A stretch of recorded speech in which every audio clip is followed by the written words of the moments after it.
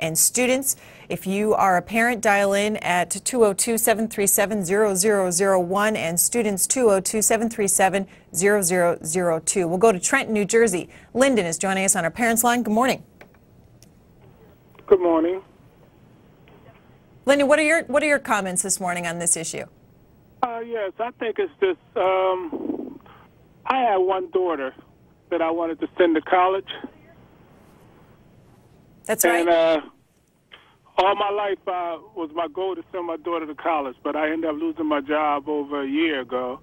So now the money that I had for her stayed up to go to college. I had to use to provide my own expenses and living. And I was just down to the unemployment office yesterday trying to get some assistance on going to school. And everything that I want to do for school costs so much, I don't know what direction to go in. It's just, I'm lost. So Lyndon, you're trying to go to school yourself. Yes. And you want to send your daughter to school. What schools is she looking at? She wanted to be a pediatrician. She wanted to go to Princeton. So we had talked about it. So now she decided to go into the service to help, so they could help pay for her schooling. All right, Hudson, New Hampshire. Grace. Good morning, Grace, on our Parents Line. Yes, I have a student who is in college right now, and I paid for his first 2 years, but now I'm making him pay for his second 2 years. See Washington Journal every day at 7 a.m. Eastern. Now live to the White House, where today President Obama is hosting a summit on community colleges. Right now, Vice President Joe Biden's wife, Jill Biden, who's a college professor. We'll also hear from Education Secretary Arne Duncan. This is live coverage here on C-SPAN.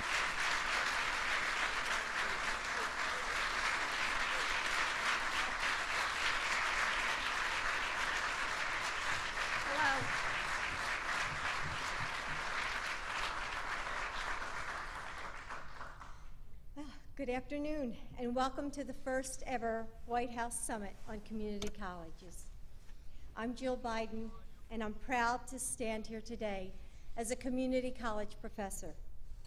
This is an historic and exciting opportunity for all of us in the community college world. For years, I have said that community colleges are one of America's best-kept secrets. Well, with the President of the United States shining a light on us, I think that secret is out. Today's summit is an important next step in our efforts to meet the President's goal of having the best educated, most competitive workforce in the world by the end of this decade. As we meet here today, families all across our country are struggling. We see that struggle firsthand in community colleges. We see people who are determined to build a better life for themselves and their families, no matter how hard it is. Today, community colleges are the largest, fastest growing, most affordable segment of America's higher education system. For generations, these schools have been an option for many students who didn't have other options. Recent immigrants, working adults, or students who could not afford or were not quite ready for a four-year institution. Community colleges are uniquely American, places where anyone who walks through the door is one step closer to realizing the American dream. These schools are flexible and innovative. For that reason, countries around the world are looking at community colleges as a model to increase workforce preparedness and college graduation among their own citizens. Community colleges are uniquely positioned to provide the education and training that will prepare students for the jobs in the 21st century.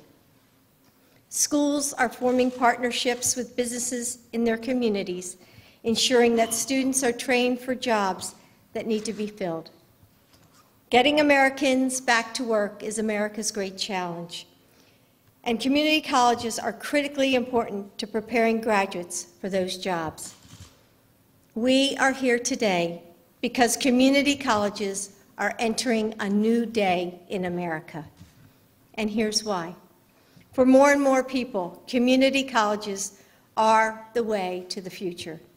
They're giving real opportunity to students who otherwise wouldn't have it. They're giving hope to families who thought the American dream was slipping away. They are equipping Americans with the skills and expertise that are relevant to the emerging jobs of the future. They're opening doors for the middle class at a time when the middle class has seen so many doors closed to them.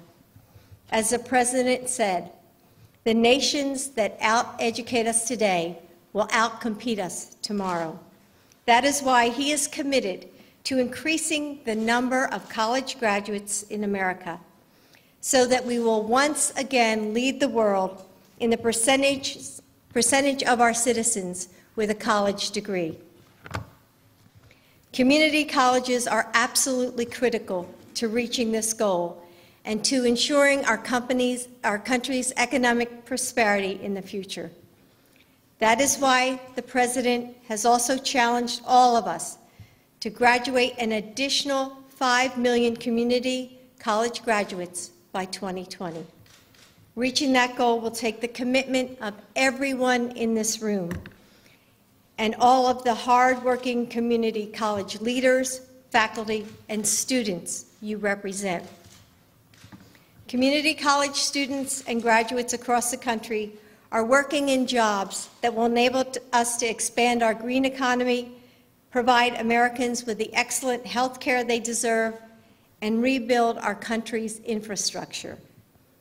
These are the students like the ones I visited in their state-of-the-art radiology lab last spring at Delgado Community College in New Orleans, or the woman I met who, after 16 years as a lab tech, came to Kingsborough Community College in New York for retraining and graduated in nursing with a job offer waiting.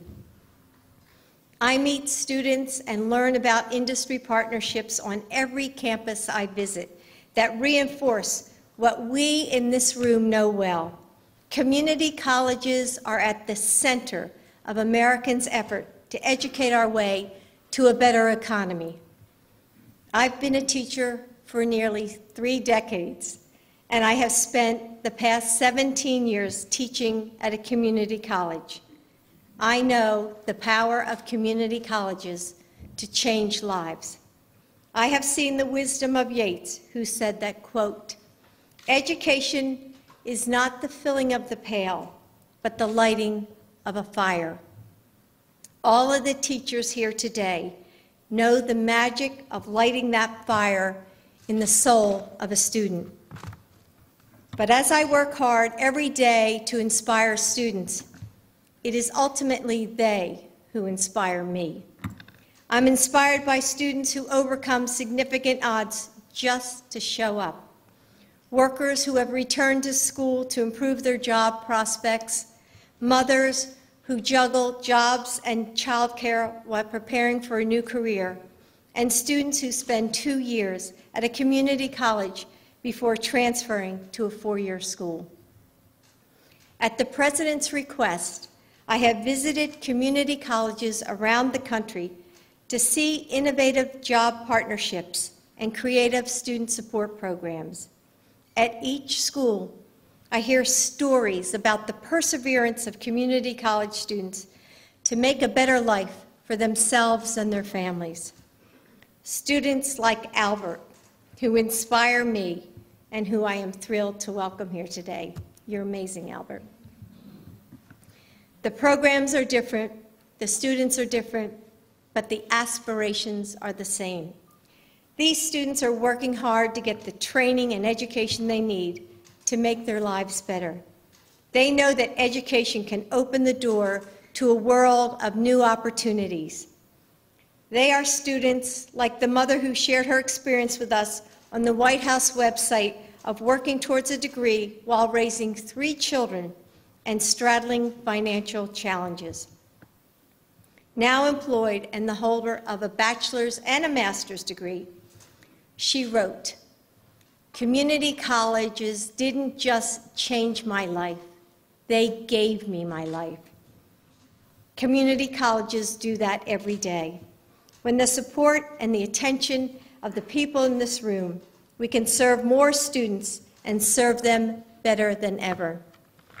Our challenge is not just to get students into college, but to keep them there and to graduate them faster with the skills they need to succeed in the American workforce. This is the moment for community colleges to shine. Teaching is my life's work.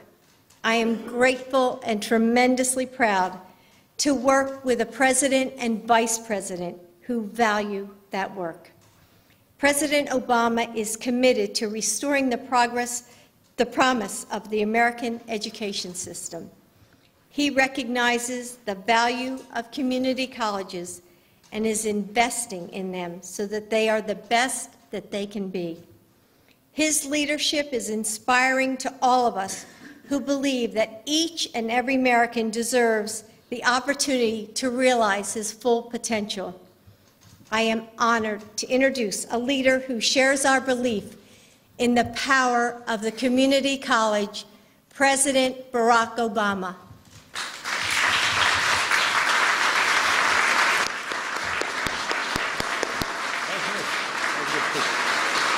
Well delivered.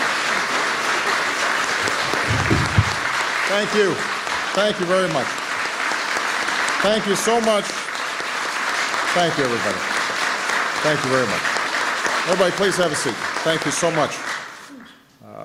I want to acknowledge some of the folks who are here, who are making an incredible contribution to this effort. First of all, our Secretary of Education, Arne Duncan, is here.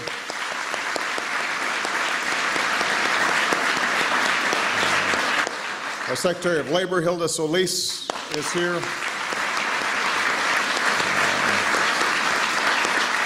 Someone who cares deeply about our veterans and the education that they receive, our Chairman of the Joint Chiefs of Staff, Admiral Mike Mullen, and his wife, Ms. Mullen, are here. Representative Brett Guthrie, Republican of Kentucky, is in the House and has been doing great work on this. And obviously, I am thrilled to not only see Jill Biden here, but also Albert Ojeda, who introduced Jill Biden, because I think the story he tells is representative of so many incredible stories all across the country. I'm so grateful for Jill being willing to lead today's summit. First of all, because she has to spend time putting up with Joe. And that's a big enough task. Then to take this one on, too, on behalf of the administration is extraordinarily significant. I do not think she's doing it for the administration. She's doing it because of the passion she has for community colleges. Jill has devoted her life to education. As she said, she's been a teacher for nearly 3 decades, although you can't tell it by looking at her. A community college professor for 17 years. I want it on the record, Jill is not playing hooky today. The only reason she's here is because her college president gave her permission to miss class. And this morning, between appearing on the Today Show, receiving briefings from her staff, and hosting the summit, she was actually grading papers in her White House office. So I think it's clear why I asked Jill to travel the country visiting community colleges, because, as she knows personally, these colleges are the unsung heroes of America's education system. They may not get the credit they deserve, they may not get the same resources as other schools, but they provide a gateway to millions of Americans to good jobs and a better life. These are places where young people can continue their education without taking on a lot of debt.